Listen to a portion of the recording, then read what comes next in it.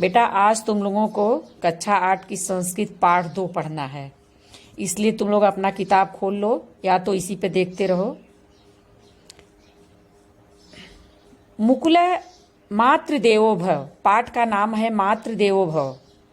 पहले तुम लोग एक बार देख लो इसको पूरा उच्चारण, फिर इसके बाद अर्थ बताएंगे। मुकुल एक छात्रो अस्ति तस्य एकम मित्रम अस्ति तस्य नाम सतीश अस्ति। एकदा सतीशस्य जन्नी जरेण पीड़िता अभवत्। सा अवदत् भो सतीश गच्छ वैदम आनय। सतीशो अवदत् अयं मे क्रीडनस्य कालः, मम मित्राणि आगच्छन्ति, अहं क्रीडनार्थं गच्छामि इति उक्त्वा सः बहिः अगच्छत्। तस्मिन् एव काले सतीशस्य मित्रं मुकुलः तत्र प्राप्तः। स सतीशस्य जन्नी ज्वरेण पीडिताम् अपश्यत्। सः ताम् अपृच्छत् कुतः सतीशः गतः इति। सा अवदत् मित्रैः सह क्रीडितुं गतः। मुकुलः दुःखितो अभवत्। स बहिः अगच्छत्। सः सतीशं क्रीडा क्षेत्रात् गृहम् आनयत्। अवदत् च हे मित्र, एषा तव जन्नी ज्वर पीडिता अस्ति, त्वया अस्याः सेवा कर्तव्या, किं त्वं न जानासि? अस्माकम् उपनिषद् उपदिशति मातृदेवो भव इति। अन्यदपि उक्तम् अभिवादनशीलस्य नित्यं वृद्धोपसेविनः चत्वारि तस्यं वर्धन्ते आयुर्विद्या यशोबलम्। अधुना त्वं सत्वरं गच्छ, शीघ्रं चिकित्साम् आनय इति श्रुत्वा सतीशः वैद्यम् आनयत्। तस्य जन्नी परम मुदिता अभवत्।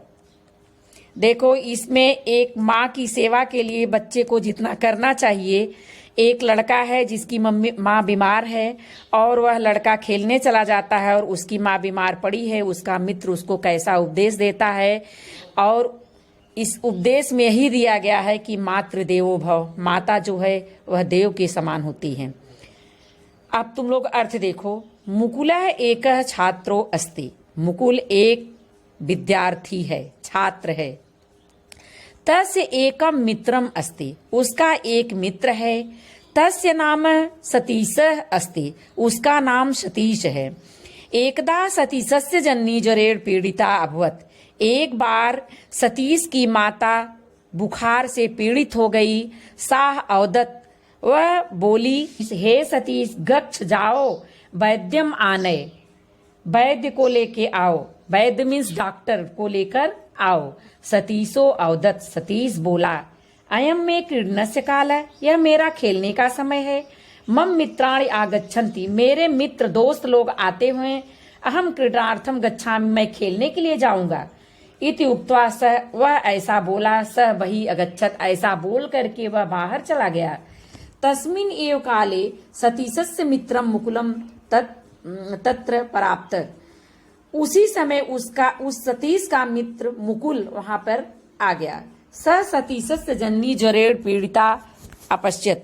उसी समय वह सतीश की माता को ज्वर से पीड़ित देखा। सह ताम अपृच्छत्, वह उनसे पूछा, कुतरः सतीशः गतम्, सतीश कहाँ गया?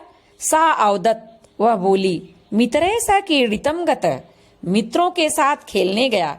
मुकुलः दुःखितो अभवत्, मुकुल बहुत दुखी हुआ।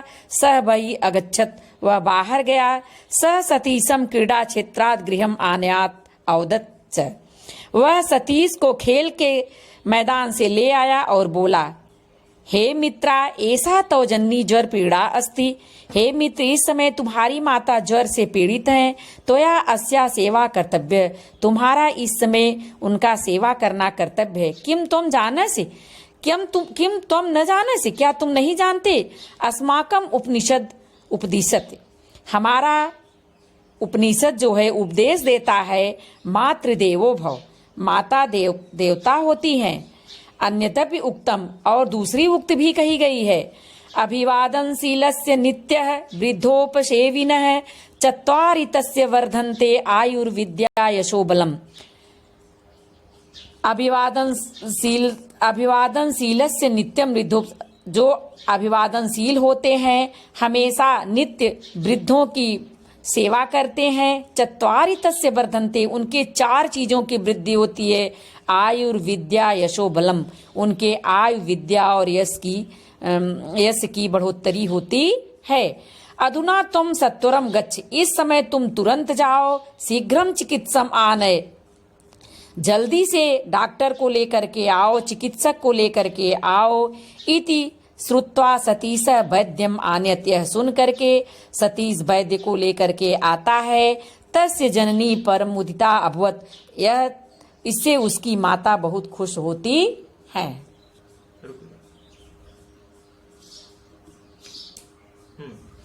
बच्चों, अब तुम लोगों का आज पाठ 2 संस्कृत का हो गया, इसका अर्थ हो गया है। अब तुम लोगों का गृह कार्य दिया जा रहा है, जो नीचे शब्दार्थ लिखा है उसको लिख लेना कॉपी पर, गृह कार्य वाली कॉपी में। अगर जहां